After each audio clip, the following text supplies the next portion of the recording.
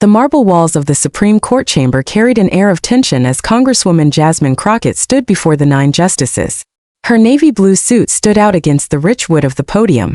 C-SPAN's cameras focused in as Justice Clarence Thomas leaned forward, his expression stern and unyielding. "Congresswoman," Thomas said, his deep voice cutting sharply through the room.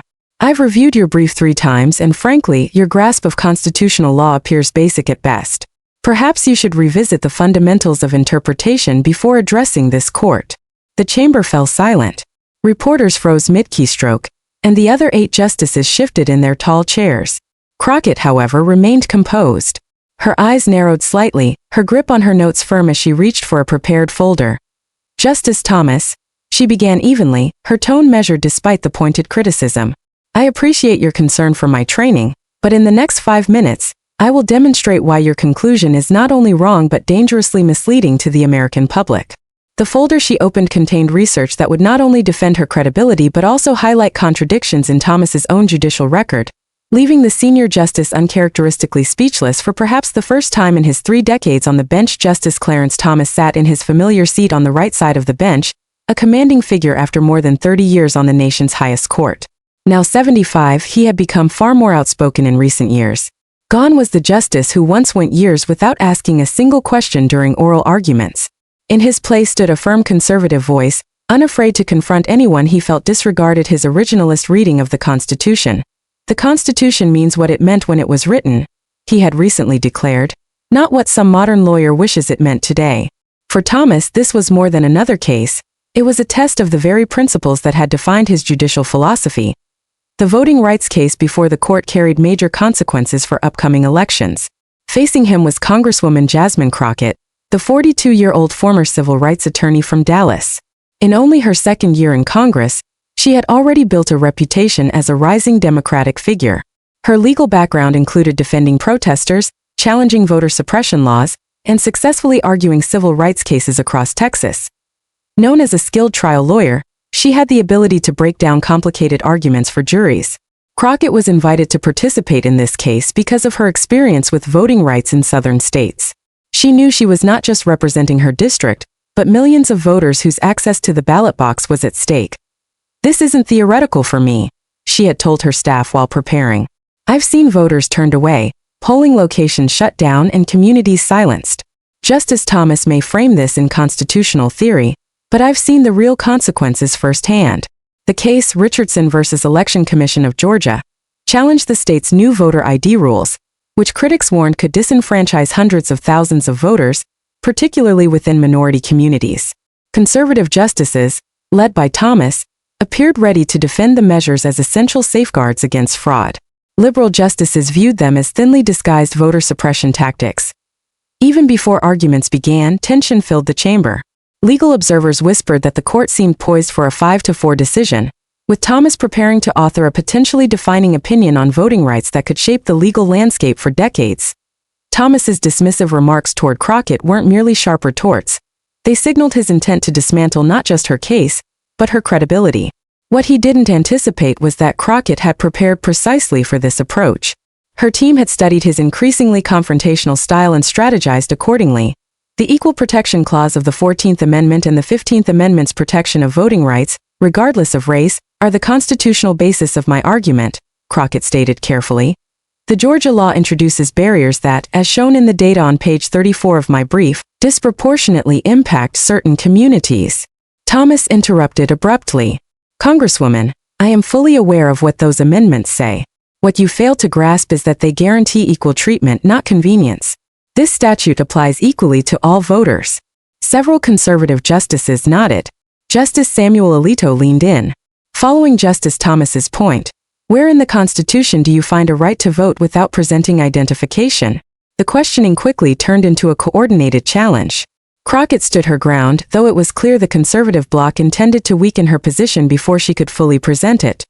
"With respect, Justice Alito," she responded, "constitutional protections also ensure that laws, even if neutral in language, cannot impose discriminatory effects. The evidence here clearly demonstrates." Thomas interjected again. "Congresswoman, data can be twisted. What cannot be twisted is the Constitution's text, which is silent on the specific processes states may use to verify voters.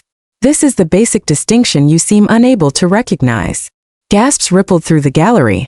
Chief Justice Roberts shifted uneasily. Aware the exchange was becoming personal, Crockett inhaled deeply. Her assistant slid another document across the table, statistical studies from 3 independent institutions, confirming the disparate effects of the Georgia law. Still, she knew data alone would not be enough. Justice Thomas, she said firmly, you've questioned my understanding of constitutional principles several times.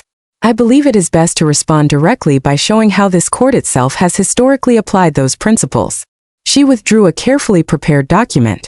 In preparation for today's proceedings, my team and I reviewed every voting rights opinion you've authored or joined since your confirmation in 1991. Our purpose wasn't to evaluate political leanings, but to assess consistency in your interpretation of the Constitution. A murmur spread. Thomas's expression stiffened. Crockett continued with steady confidence.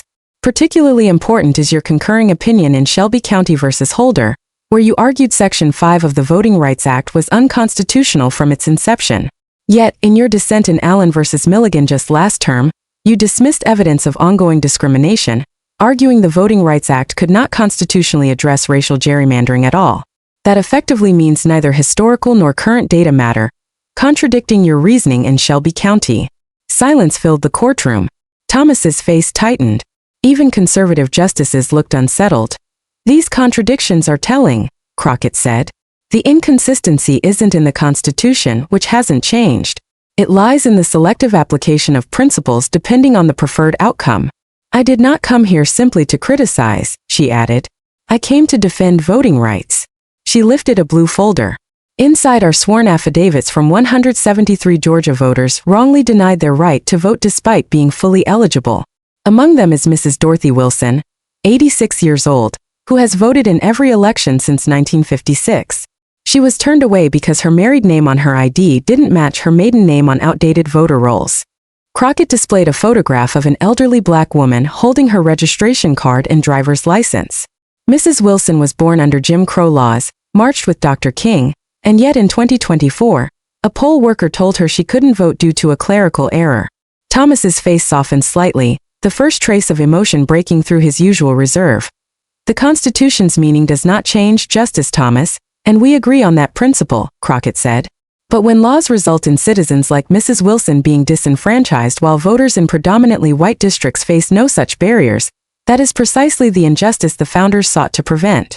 My understanding of constitutional law is not elementary, she concluded.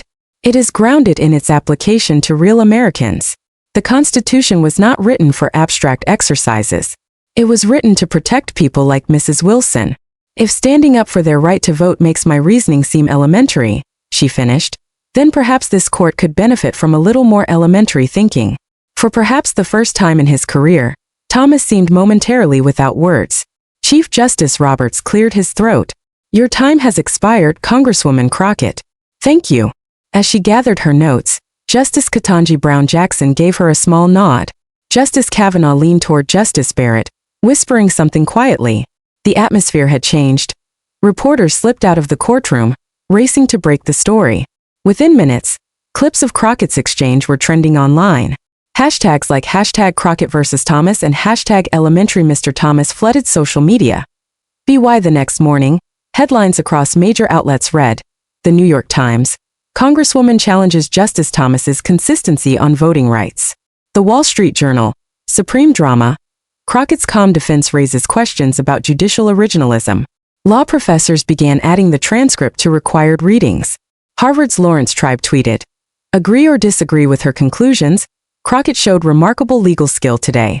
Using a justice's own record to question consistency is advocacy at its finest.